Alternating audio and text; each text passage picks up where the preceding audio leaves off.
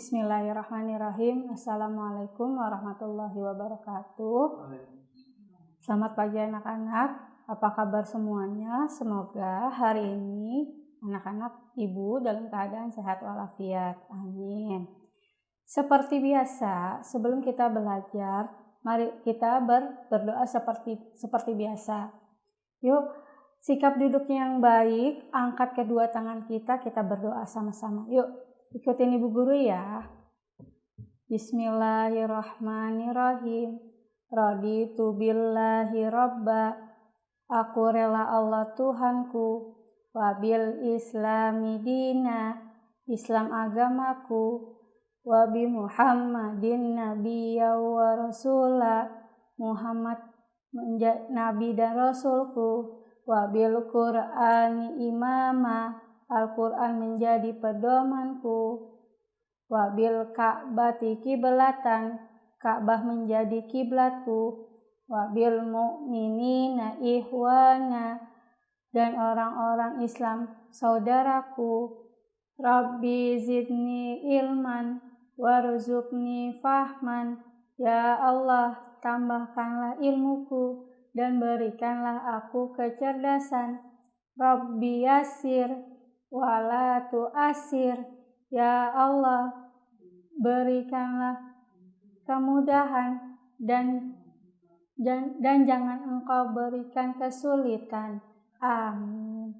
Sekarang ibu guru akan mereview pelajaran Al-Quran Hadis kelas 2 tentang menulis huruf hijaiyah dan bacaan guna.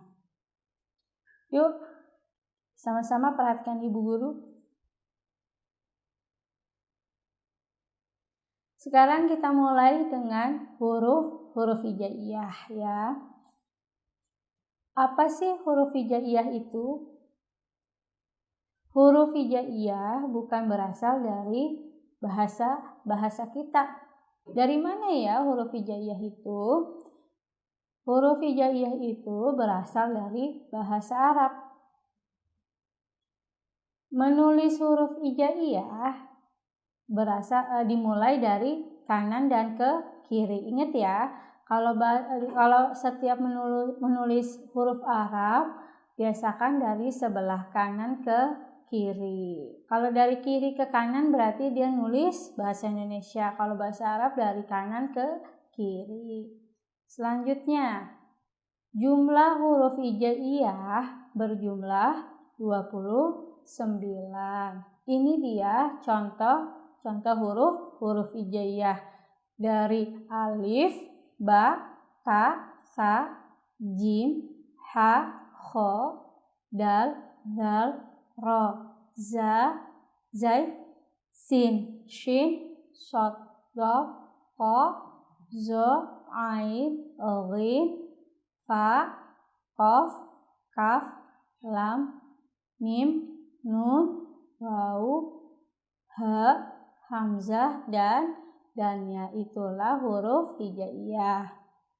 Selanjutnya, huruf-huruf hijaiyah yang bisa disambung baik di awal, di tengah maupun di akhir. Ada huruf ta, sa, jim, ha, kho, shin, sin, shod, dot, to, zo, ain, ghin, fa, qaf, kaf, lam, mim, nun, ba, dan ha. Itulah huruf yang dapat disambung.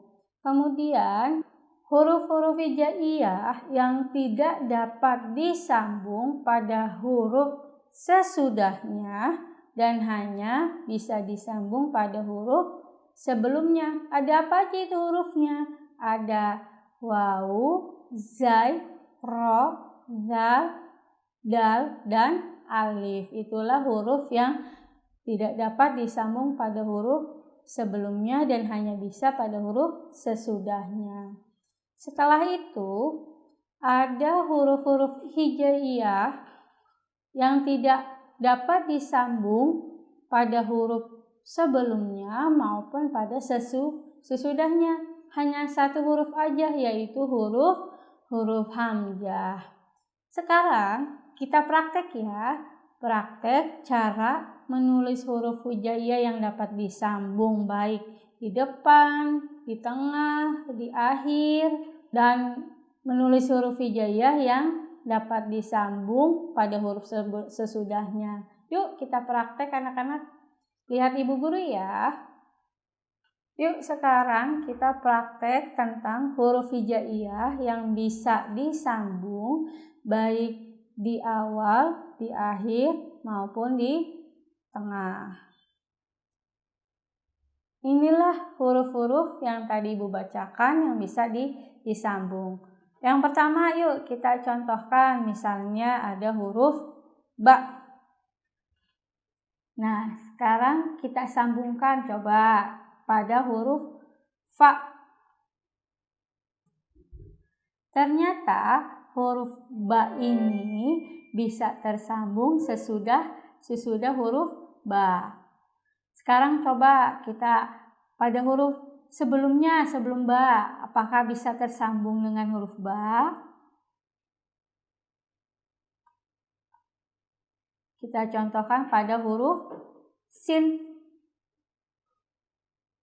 Ya, ternyata huruf sin bisa tersambung pada huruf sebelum ba. Itu contohnya pada huruf hijaiyah yang bisa dapat disambung.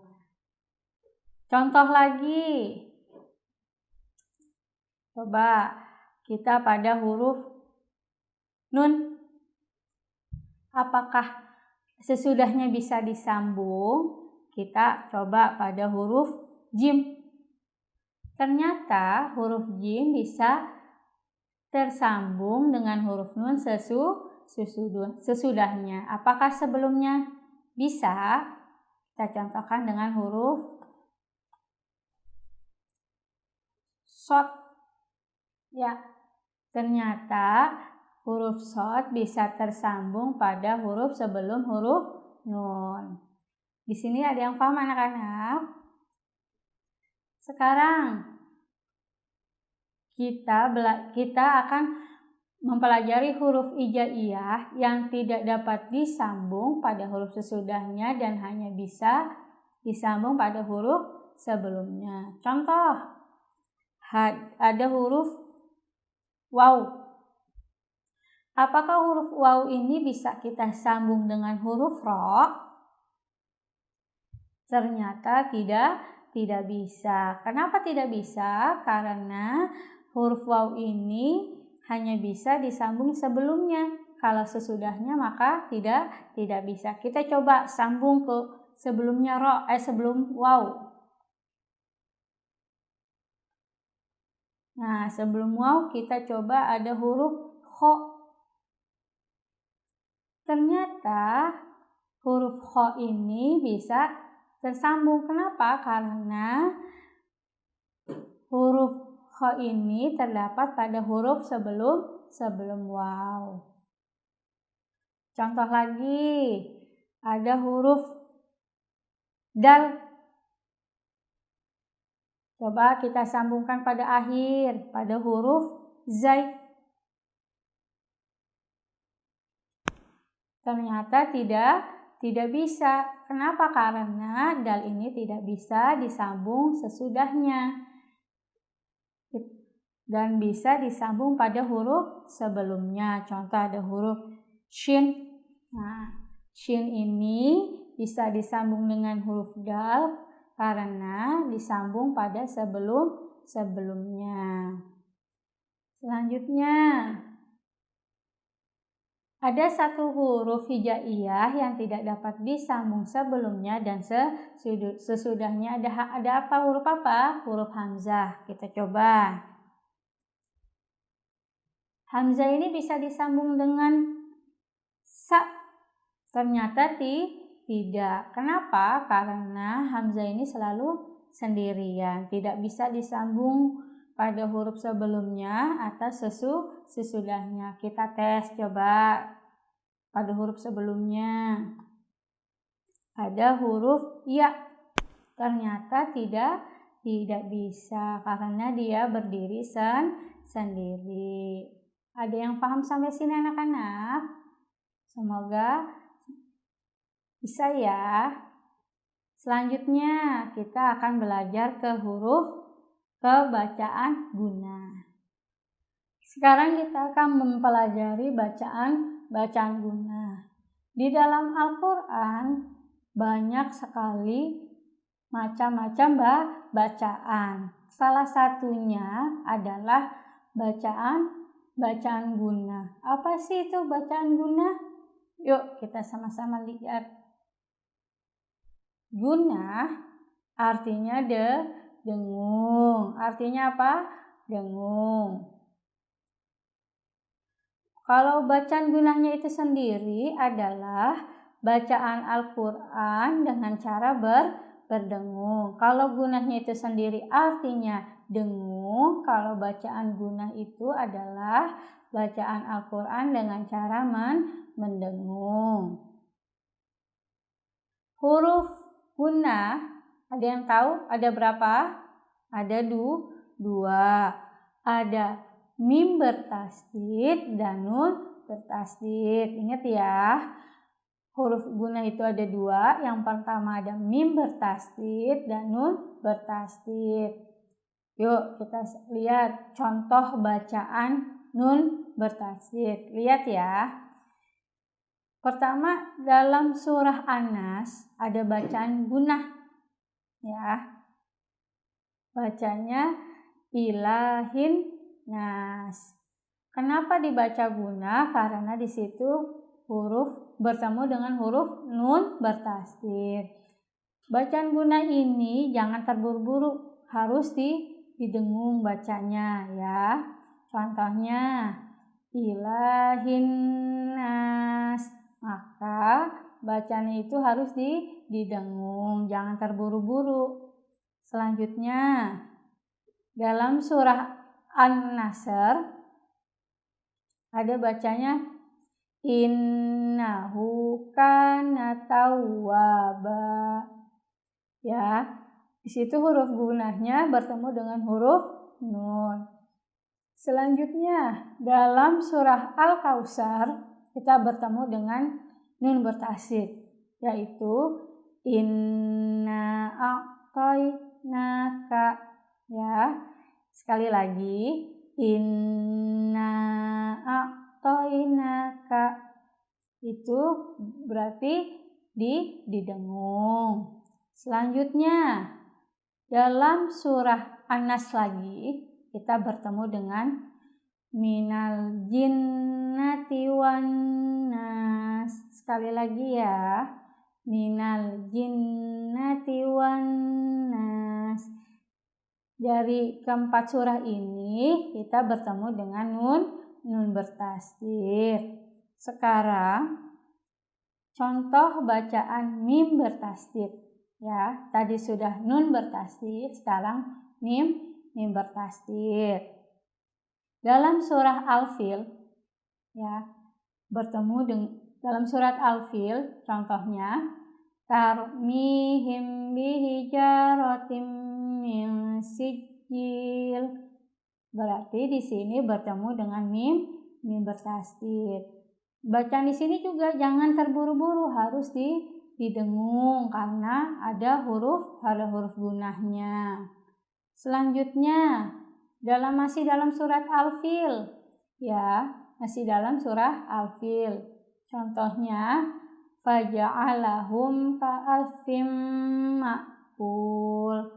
Sekali lagi ya, faja'alahum ka'asfim ma'kul. Di sini bertemu dengan mim bertasdid. Selanjutnya, dalam surat Al-Humajah bertemu dengan fi amadim mumaddadah. Sekali lagi ya, fi amadim mumaddadah. Di sini juga bertemu dengan huruf guna. Huruf apa? Huruf mim bertasdid. Sampai sini ada yang paham?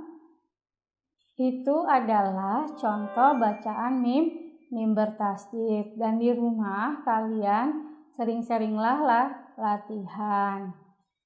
Semoga hari ini ilmunya bermanfaat. Setelah ini Ibu akan kasih soal ulangan dari huruf hijaiyah dan bacaan gunnah. Apabila ada kekurangan, Ibu mohon maaf. Wabillahi taufiq wal hidayah. Wassalamualaikum warahmatullahi wabarakatuh.